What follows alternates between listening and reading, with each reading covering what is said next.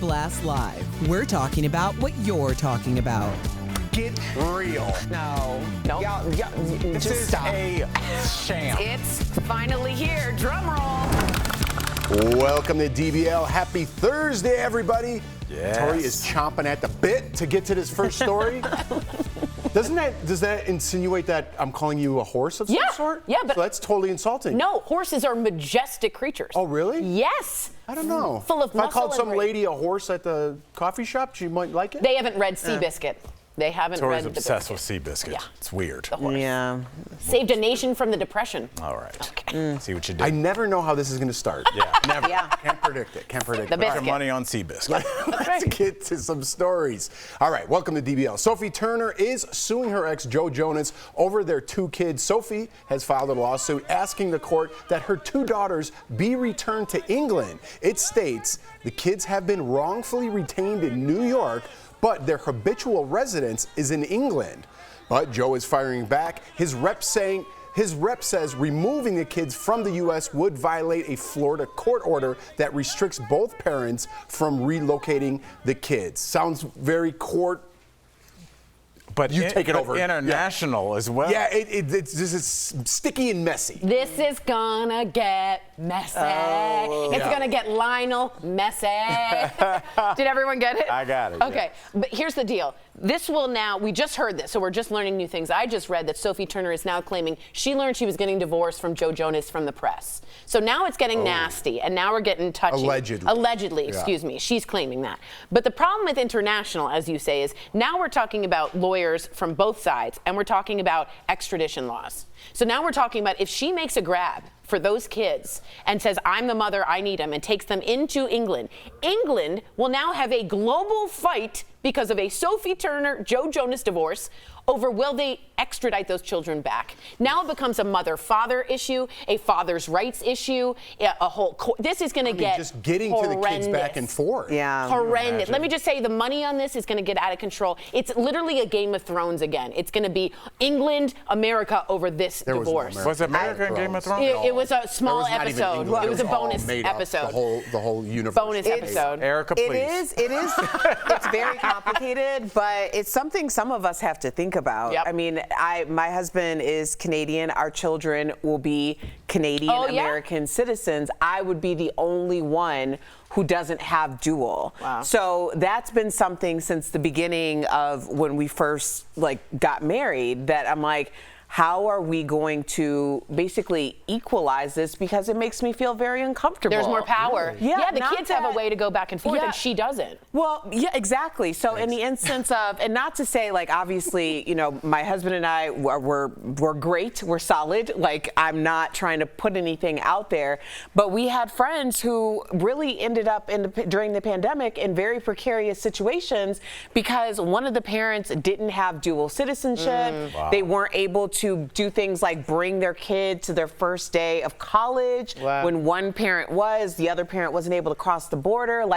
Those are things that people have to kind of think about. So I guess we'll just all watch and see how this plays out. But really, the victims are the kids. It's absolutely. Yeah. We're going to move on, but you ponder how passport works. I will. Thanks. That's it's a lot. I just want a dual passport. It makes you seem like a spy. Well, it's not a dual passport. You have two passports. Right. But I do want to say that she is claiming for real, Sophie Turner, that he has taken the passports. Jonas has taken the kids' passports. So now we're getting into some Again, real... allegedly. Allegedly, but that is being we have claimed. to say, because it's going to get nasty. Yeah, We don't know. but that's what's being true. claimed today, just like Okay, all right. Oprah is weighing in on the weight loss drug Ozempic. So during a panel discussion on obesity, Oprah said she first heard about drugs like Ozempic when she was going through knee surgery, but she wanted to lose weight on her own because if she took the drug, that would be the easy way out, she says. Oprah added she's been shamed for 25 years for not having the willpower to lose weight. Remember in 1988, she famously wheeled out a wagon of fat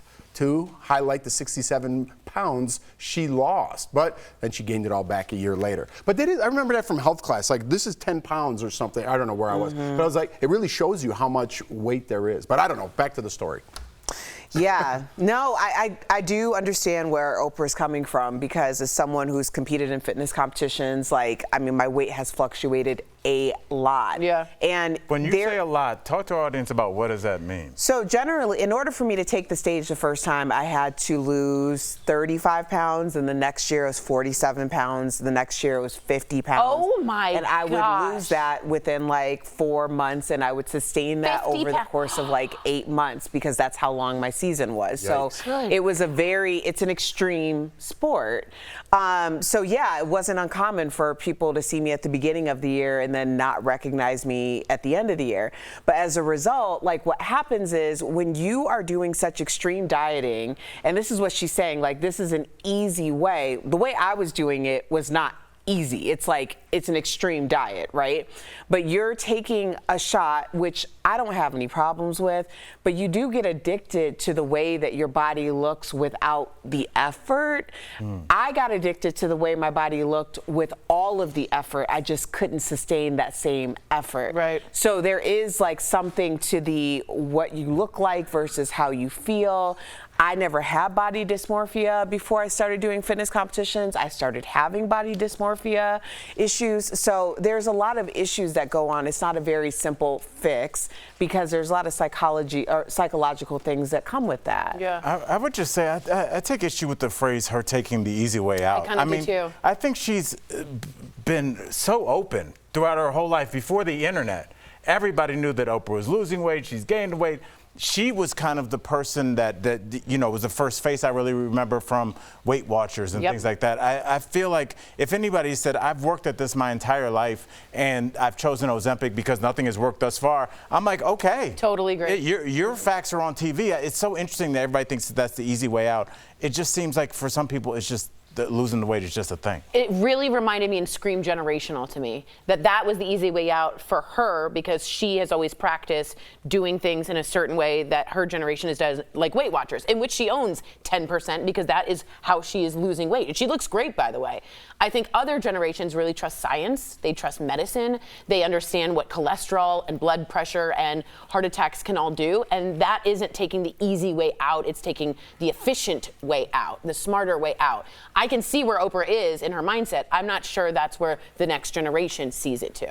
I do want to add this too, because this is an interesting conversation from Jackie from Real Housewives of New Jersey. I was listening to this podcast on the way in, and she talks very openly about her struggles with eating disorders. She has a book called The Weight of Beauty or something like that. And she said it's been very difficult as someone who struggles with eating disorders, like being open and in recovery when the world is getting thin. Oh, wow. Yeah. And I think that's really kind What's of happening. like a synopsis of what is happening about these conversations and how we view weight. Totally agree. Different climate. Good convo, good convo. Coming up on DBL, our interview with Chef Carla Hall. She's telling us about her new cookware line. Plus, are Travis Kelsey and Taylor Swift dating rumors I think true? so. We're going to talk about it. I'm so excited. Shake it off.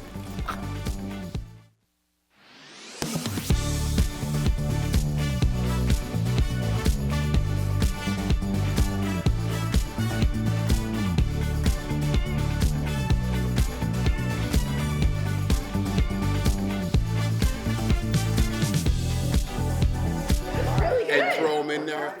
I can hear. What's his name? Scott. No, not Scott Van. No, Stuart Scott. He was famous for like throwing in like rap lines and stuff and all that. We were talking about. Hey, Tori, explain what we're talking about. Okay. I feel like you and Peter. There's this beautiful person behind me, and it's very. She's stunning. I don't know who this is, but she's stunning. Okay, so really quick, Rich Eisen on ESPN. Sorry, he did a whole segment about Travis Kelsey, who is the quarterback, The tight end of the Maybe Kansas. the best it's ever lit. Oh, and what Arguably the already. tight end is? They're in the end. They're in the end. Yes. And they're tight. Jeray, what did you just say? And very hot. And very hot. He's so attractive. Travis Kelsey He's so hot. the only guy that I've ever seen every single woman in my orbit He's be so like, oh hot. my God. He is so hot. Black so if you women, don't, white women, Asians, everyone. We all have and Or does he have swagger and is good looking? There you go. come back to me. He So looks he like said he to can Taylor, move in I want to any get her a space, friendship bracelet you know? and go to her concert and put my Yeah. phone number on it. Now there's rumors that they're talking, and Rich Eisen did a whole segment where he put in really cute Taylor Swift lyrics, as he was like, he found a blank space in that touchdown. He shook it off afterwards. All these other August is over, September's coming, all Taylor songs, and Travis wrote, "Nice one, Rich," and I think they're happening, and Taylor's in her athlete era. I'm so excited. Taylor and Travis are in. She's in her athlete era. She came out of her bad boy era with that other.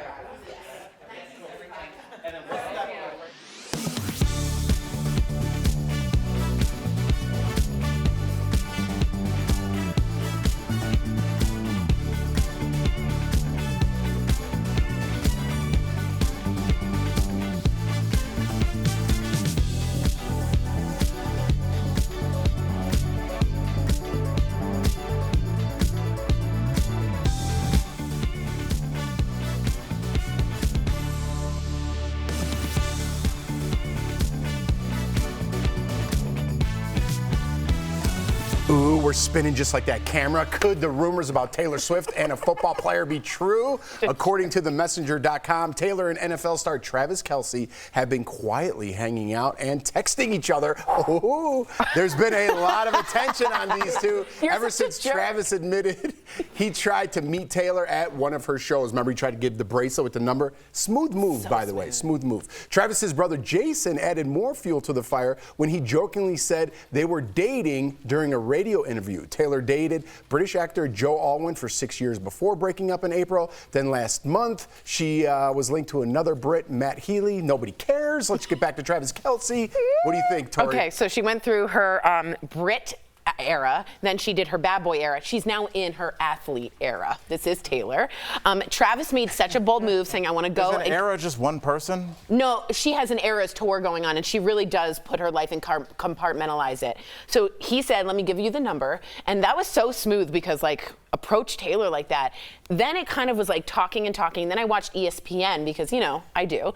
And Rich Eisen did a whole segment where he put Taylor's lyrics onto Travis Kelsey's move. So he's like, he goes, Travis Kelsey found a blank space in that touchdown, or he shook that one right off. He shook it off. And Travis wrote back to Rich Eisen, good one, Rich. And I think there's love in the air. Yes. I will say this. You didn't mention one time where they were together in that whole story. You won't understand. You won't. Jeff, they're quietly texting. If they are together, I promise you, you won't see it for a while. And when it does happen, it will be Taylor's choreographed motion and statement of how she wants to have their couple look. Well, then it begs the question, is he capable of following the dance moves of the choreography? Very fair, very fair. He seems to be a very free spirit of what he wants to do when he wants to do it. True. So is he able to follow her lead? I think Taylor needs someone to challenge her, because I think she's led everyone around on a little leash. Like, come on with me, you're doing this. I think she needs a Travis Kelsey to be a tight end and say, this is the end, and it's tight. What is that? Okay. You know what I mean? No, I just mean like she needs someone. Absolutely not. We understand. She needs someone to challenge her. You think she dragged like Jake Gyllenhaal and John Mayer around on a leash? I think she was too young with John Mayer. It was actually really kind of weird how young she was with John Mayer. But I think she then flipped, and she really controls the narrative when it comes to her romance. Not that that's bad. That's awesome. But Travis, I listened to his podcast. He's got his own thing, as Erica's saying. So I'm interested to see the electricity that goes off when these become lovers. That's another song from Taylor. I'm not following. I just think we just all know that Tori has no idea what a tight end is or what they do. Aren't they on the end? Yes. Or highlights either. Or no highlights. After showing Travis Kelsey's moves. Like he was like Dancing with the Stars. I'm so happy for them. I would like to see it. I know there's a lot of rumors, and I think everyone wants to see it. I kind of want to see it. And then last prediction, he goes to the Super Bowl as the tight end, and she plays at the Super Bowl. Oh, okay. Halftime. What else would he go at? That's his position. I say Taylor Swift's going to play and he's going to perform. Yeah, he's going to shake it off. That's right. Coming up on DBL, we're talking with Chef Carla Hall about hosting the Halloween Baking Championship. That's next.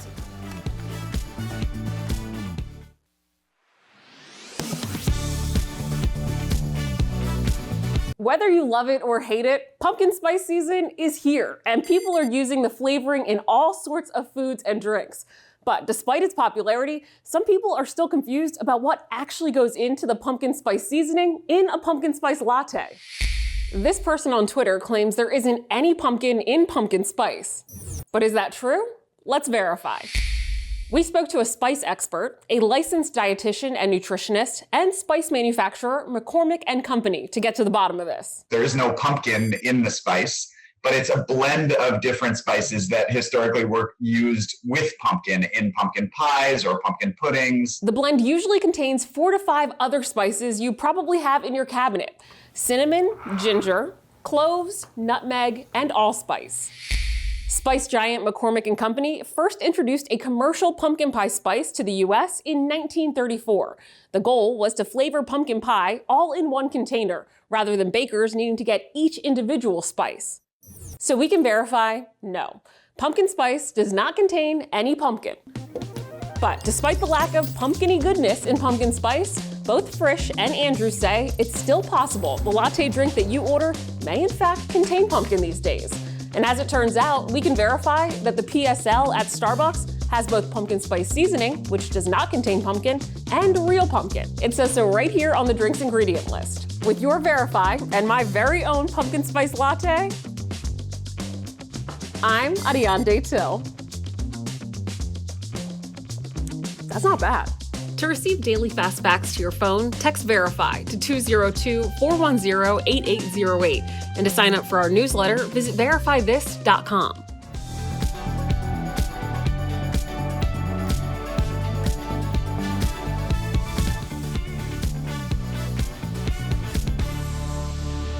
Welcome back. When Carla Hall isn't judging our favorite holiday baking shows, she's empowering home cooks with her new cookware line, Sweet Heritage. We caught up with her earlier to talk all about it.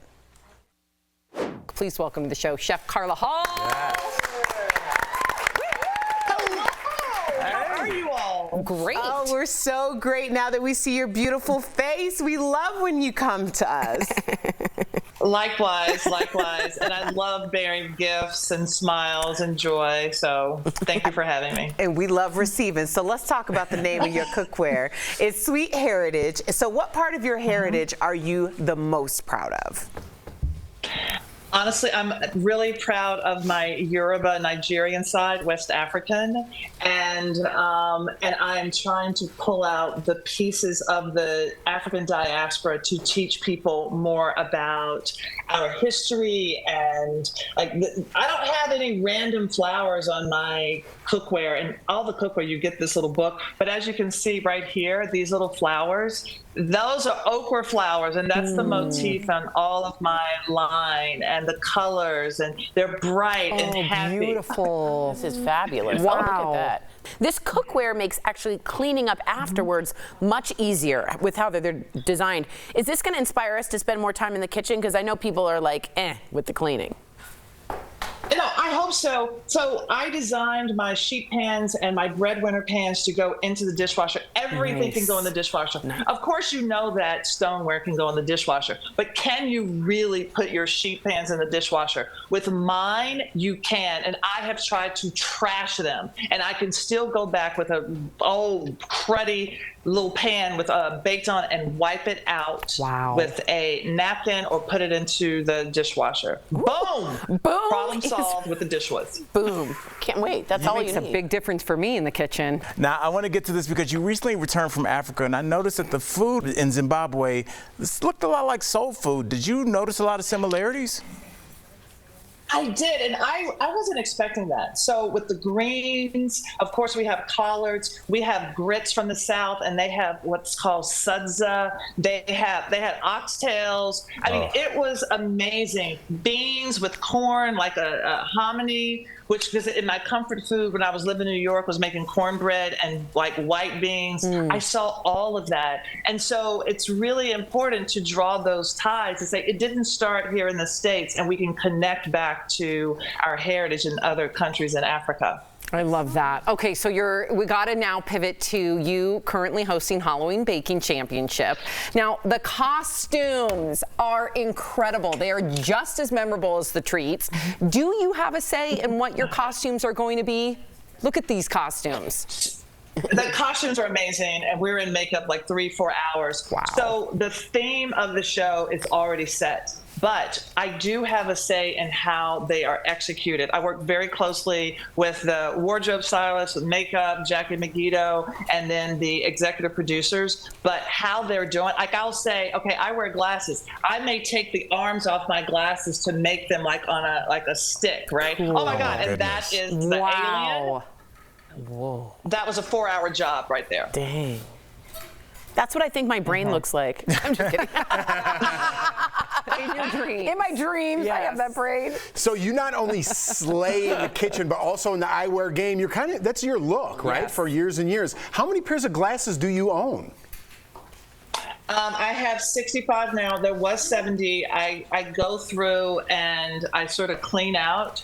I'm holding at 65. And look, I made sure that I had glasses to match all of my kitchenware because, I can.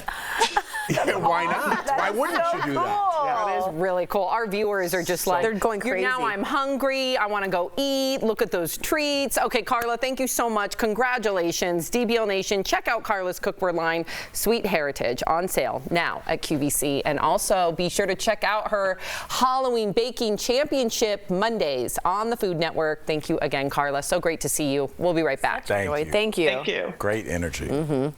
The headline is bold, claiming children behave 800% worse in the presence of their mother. It says the reason is pheromones and cites a Dr. K.P. Leibowitz from the University of Washington's psychology department. The claim has gotten intense reaction from parents. But is it true? Let's verify. Our sources are the University of Washington Psychology Department, the Wayback Machine, an internet archive, and Samantha Speed, a licensed professional counselor who works with children. Speed says the claim, although it sounds good, is not true. First of all, the researcher didn't exist. And second of all, the data was nowhere to be seen. The University of Washington confirms that. In a statement to 11 Alive, the psychology department said, "We do not know the origin or author of the document. We do know there is no Dr. K.P. Leibowitz at the University of Washington in any of our current or historical databases." The satirical study has popped up in social media posts, websites, blogs, even a news site in Africa. All of them source this website, Mom News Daily. The website, based out of India, circles back to the fake study. Emails to the website creators have gone unanswered. Even though all the data is fake, Samantha says there is some truth to the claim.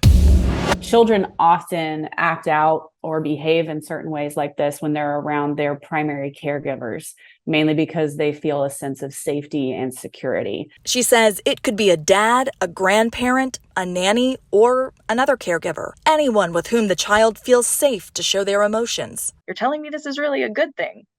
Yes. So we can verify, no, children are not 800% worse when their moms are in the room, but they do tend to show their big feelings to the people they feel most comfortable with. Your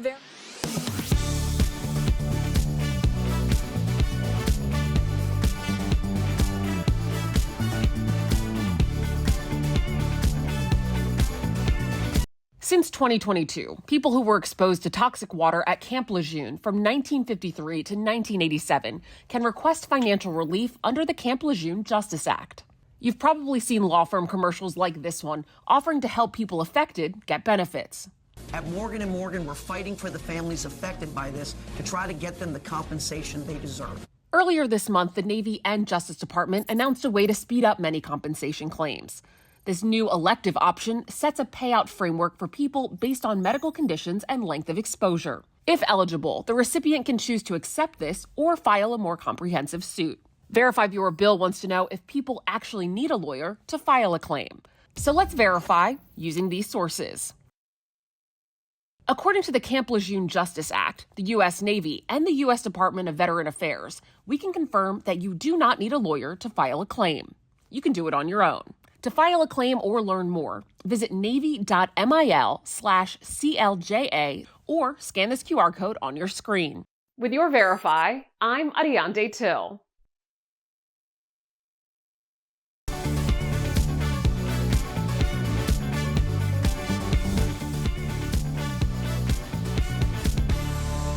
Welcome back. We've got some great products from our friends at Morning Save. Check them out.